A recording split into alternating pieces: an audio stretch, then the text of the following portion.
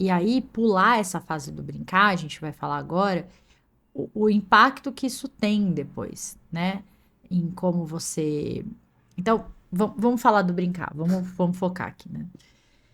Pensem, gente, num, sei lá, cachorrinhos filhotes, lobinhos filhotes. Quando a gente olha eles ali juntos, eles estão brincando o tempo inteiro, né?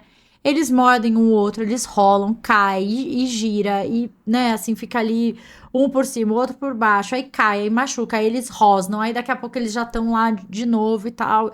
E você não sabe se eles estão brigando. Na verdade, você sabe que eles não estão brigando, mas, de alguma maneira, eles estão simulando o mundo, né? Porque ele vai atacar, ele vai ser atacado, ele tá ali brincando no conforto da segurança do ninho dele com a mãe ali perto, o que depois vai ser a realidade dele. Então, os movimentos, os ataques, a coisa de ficar ali, depois, né, ir pra cima, não sei o que, né? Ele tá brincando, ele tá simulando no ambiente seguro uma coisa que depois não vai ser simulação, porque depois ele vai precisar disso para sobreviver no mundo, né? O brincar do ser humano é exatamente igual. Então, quando a gente é criança e ali nas fases, né, do desenvolvimento infantil, a criança ela vai tendo momentos para cada etapa do brincar, porque o cérebro dela está sendo desenvolvido, né? Tem partes ali que estão se conectando e tal. Então, a criança ela demora um pouquinho para entrar no simbólico ali, que eu acho que é por volta dos 5, 6 anos que ela vai dar conta de entender o simbólico, sabe? Ah, vamos imaginar que esse quarto é um castelo e não sei o quê, porque ela precisa de outras coisas antes disso.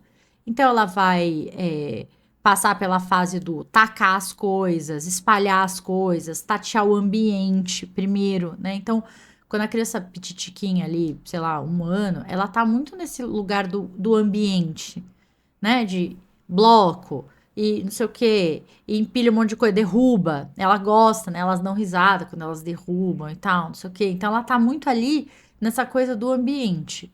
E depois de uns anos ali pra frente é que ela vai conseguir entrar no simbólico. Mas tudo isso, desde o empilhar o bloco, lá o Lego, sei lá o quê, até o vamos inventar, vamos fingir que isso daqui é um castelo, a criança, ela tá usando do brincar para aprender a se regular emocionalmente, para aprender a dar conta do ambiente dela, para interagir com o ambiente dela.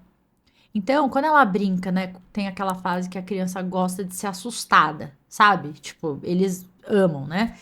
E aí, quando ela se assusta, assim, né, o coração dispara, o corpo dela inteiro, ela tá se familiarizando com essa sensação de susto, de medo, de ansiedade, né? Mas num ambiente seguro, porque ela sabe que é o pai, a mãe, os irmãos, os tios, as pessoas que ela ama. Então ela tá simulando o mundo, emocionalmente falando, entende? Quer complementar? Sim. Até nisso, eu vou trazer autores aqui, que estamos nesse nível de seriedade, que eu vou trazer um exemplo aqui que eu acho muito bom, que é a teoria do 8 estágios do desenvolvimento psicossocial, de Erik Erikson. E esse mostra uma parte muito boa, porque ele fala que o desenvolvimento nunca termina. Então a gente começa no nascimento e vai até o fim da vida. Então a velhice também existe essas fases. E ele dá. São 8 fases, né, que ele quebra. No começo você tem as idades certinhos, como a gente estava falando, e depois você tem adulto e depois pós-adulto, né, que seria a terceira idade, como tem esse desenvolvimento em cada fase. E tem uma aqui que eu acho que é um exemplo muito bom, que ele traz 3 aos 6 anos de idade, que ele fala que é o desenvolvimento da iniciativa versus a culpa. E qual é a força básica desse desenvolvimento? É o propósito. A criança desenvolve a iniciativa quando experimenta novas atividades e não é dominada pela culpa. E qual que é a patologia disso? Qual que é o negativo dessa parte, se isso não se desenvolver correto? É a inibição. É isso que acontece com a criança. Então, ou seja, quando ela está brincando, entre os 3 e 6 anos de idade, mais ou menos, né? Não é sempre essa idade, Uhum. cada criança são diferentes, mas em média, ela vai ter iniciativa e ela vai querer brincar, ou ela vai ter essa iniciativa e querer brincar, vai acontecer coisa com ela, ela vai sentir culpa. Então, se ela tiver iniciativa e brincar e for reforçado, e os adultos perto dela e as crianças perto dela, ela vai desenvolver com a força que é o propósito. Ela vai ter mais propósito. Dos 3 aos 6 anos isso acontece. E se ela for essa iniciativa, né, essa brincadeira, na verdade, reforçado aquilo que ela tá fazendo é errado, que não é desse jeito, que agora não é a hora, e essas partes negativas, ao invés de desenvolver o propósito, ela vai desenvolver a inibição. E aí ela vai passar para a próxima fase. Essa fase meio que quebrou e ela vai passar para outra, que seria, por exemplo, do 6 à puberdade, que aí é a ter direção ou sentir inferioridade. Que aí a gente vai para uma outra coisa, que a força básica seria a competência. Então, da criança dos 6 aos 12 anos ali, 15 anos, vai ter essa força básica de competência, para essa dedicação ou inferioridade. E o que seria o negativo disso, dessa fase, que se não desenvolver correto, é a inércia. Então, anteriormente, você tem a inibição e depois você tem a inércia. Ou seja, se dos 3 até os 12 anos você quebrar essas duas fases de desenvolvimento, tem mais 4 fases na frente que já vão ser impactadas negativamente por causa desse desenvolvimento. E como é importante ter esse desenvolvimento sadio dentro do mais possível, né? Nós não estamos aqui culpando os pais completamente, porque sabemos como é difícil também viver num mundo e criar as crianças, mas como existem esses desenvolvimentos e essas forças que vão uma seguindo as outras e dependem uma das outras, segundo esse autor, o Erik Erikson, né? Que existe esses outros desenvolvimentos. E esses desenvolvimentos, então assim, vamos casar a teoria do Erikson com a teoria do Winnicott, que vai falar porque o Winnicott, enfim, brincar é o rolê do Winnicott, né, gente? O cara, eu acho que no ano que ele morreu, ele lançou o Brincar e a Realidade, sei lá, que é um livro famosíssimo dele, enfim, né? O Winnicott vai sempre dar ênfase que esse processo de brincar da criança, ele precisa acontecer num contexto emocional seguro. Tem que estar num ambiente emocional seguro para que ela brinque e saiba que se ela se assustar, se qualquer coisa que aconteça ali, ela vai ter apoio e tudo isso. Então, quando você olha para uma criança que cresceu num contexto de vulnerabilidade ou que cresceu institucionalizada, você acha que o brincar dela vai acontecer num lugar seguro? Com segurança? Não vai acontecer.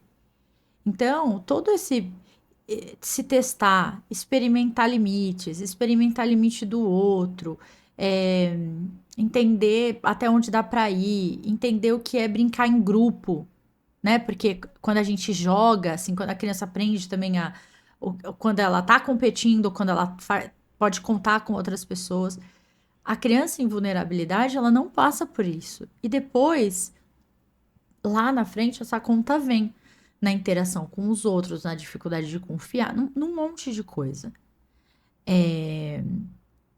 E mais do que isso, eu também queria trazer uma outra teoria, pensando no adulto, que é dentro da neurociência, psicologia, neuropsicanálise, né?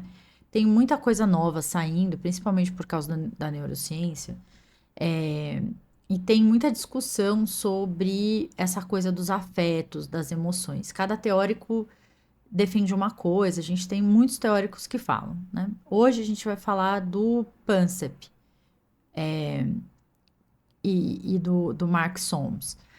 O Pansep, ele fala que a gente tem instintos de base, assim, né? Então, ele não vai falar de emoções exatamente, ele vai falar dos sistemas afetivos, que são 7.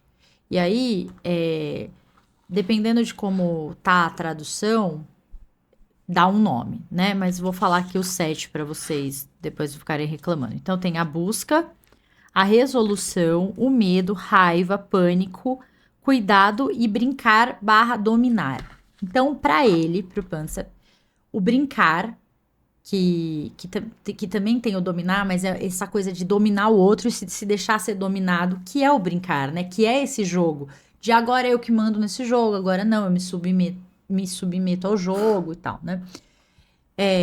Ele fala até de uma porcentagem, eu acho que é 60-40, que a gente se sente confortável. Quando a gente tem 40% de submissão e 60% de domínio, sabe? Então não é 80-20, não é 50-50.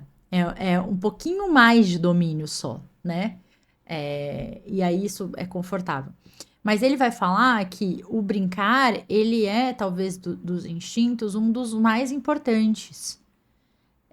Porque é o que faz a gente jogar na vida, se experimentar nas coisas. E por que que a pessoa com 30, 40, 50 anos, ela não pode fazer isso por meio da coleção de bonecos, dos gibis, do mangá, do coleção de relógio? O que que é, o que que tem por trás dessas coleções ou desse brincar nesse adulto? Então, assim, você ter uma coleção de relógio, não sei bem se é um brincar, né? Porque tem uma coisa de status, tem uma coisa de se mostrar para o mundo, você leva isso e tal. O que que te motiva, né? Ou é só por diversão mesmo? Tipo, eu amo relógio. Eu, desde criança, eu ficava vendo os relógios desmontados, como que eles funcionam. Eu sei toda a história do relógio de pulso da atualidade. Eu piro na não sei o que, nananana. Ué, é um brincar, não é? A mesma coisa com os bonecos. A pessoa entra nas histórias desses. Porque cada boneco vem de um filme, de um mangá, de alguma coisa, né? Então, assim, ela leu aquilo, ela entrou naquele mundo imaginário, ela desenvolveu a criatividade dela e ela quer ter aquela peça ali que simboliza aquilo. Eu não sei, não conheço pessoas que colecionam os. Como é que eles chamam? Fiction. Action figures. Action figures. Sei lá, um desenho, um filme, um negócio que ela nem. Um HQ que ela nem gosta tanto. Não, né? O que eu já quis comprar era de jogos que eu joguei por muito tempo e fazia parte Jogos, da isso. história. Fazia parte da história Verdade. e não comprei porque era muito caro, meu Deus do céu. E como era. Pelo menos um deles eu vou comprar, está na minha lista para um dia comprar. Mas sabe, essa coisa do brincar, eu vejo que pra mim o quanto foi. Eu não sabia que eu não sabia brincar, sabe? Eu não sabia que eu não brincava mais. E como. Porque, assim, eu lembro. Eu penso quando eu comecei a terapia, né? Que foi quando eu tinha 28, 29 anos que eu comecei a fazer terapia. E aí eu lembro de começar a vir essas coisas da imaginação sem propósito, sabe? Não era o brincar tipo jogar bola, que você sabe as regras. E aquilo, claro, continua sendo uma brincadeira, né? Mas não é só a única brincadeira. E mesmo jogar bola já não era algo que eu fazia tanto assim, eu tinha me distanciado. E fazia tudo parte desse pacote, que era justamente se distanciar do brincar. E aí eu lembro, por exemplo, atividades que o meu terapeuta trouxe, que era para escrever uma história. Eu não queria escrever a história. E aí eu não via sentido naquilo. Por que eu vou escrever a história? Serve para quê? Quais são as regras? O que tem que fazer nessa história? O que tem que estar aqui? Quantas páginas? Quantas palavras? Quais são as regras? E aí o outro era, sei lá, desenhar. E aí nada disso, não tinha assim um objetivo concreto e eu não achava interesse, não tinha vontade naquilo, de fazer aquela atividade, né, aquele brincar. E eu não sabia que isso não era saudável, porque como por que eu precisava de tantas regras? Por que eu precisava de tantas coisas? Porque eu cresci assim. Eu comecei numa pré-adolescência, depois uma adolescência, entendendo sobre regras, e as regras eram fácil de entender, tinha o certo, tinha errado, era branco e preto, era 8 ou 80, e eu ia seguindo as regras. E isso facilitava eu entender quando eu fazia alguma coisa certa ou quando eu fazia alguma coisa errada. E aí eu ia seguindo isso. E isso já estava tão intrínseco, já era tão natural para mim, que eu não percebia que aí coisas que aconteciam que não era para ter regra, que era só para se divertir, só para sentir, não existia. E eu não via nada de errado nisso, porque Não eu te não via, engajava também, né? não Provavelmente. engajava, eu não sentia interesse. Trago um lado que era por um perfeccionismo ali, né? De não querer errar, de querer fazer certo e tudo mais. Também tem um lado em que a ansiedade pode vir, de ansiedade você vai brincar de algo que você não sabe, que talvez você vai perder, ou sabe-se lá o que vai acontecer, também é uma ramificação disso. Mas o como é o brincar apenas pelo sentido de brincar. E como é isso? Eu aconselho fortemente, já aconselhei em vários outros episódios aqui, se você tem criança por perto ou criança na família, que você conhece, né? Não vai brincar com criança aleatoriamente na rua, pelo menos não sem falar com os pais, você sendo um adulto, né? Mas o estar perto de criança é uma coisa maravilhosa para justamente entender isso que elas estão brincando.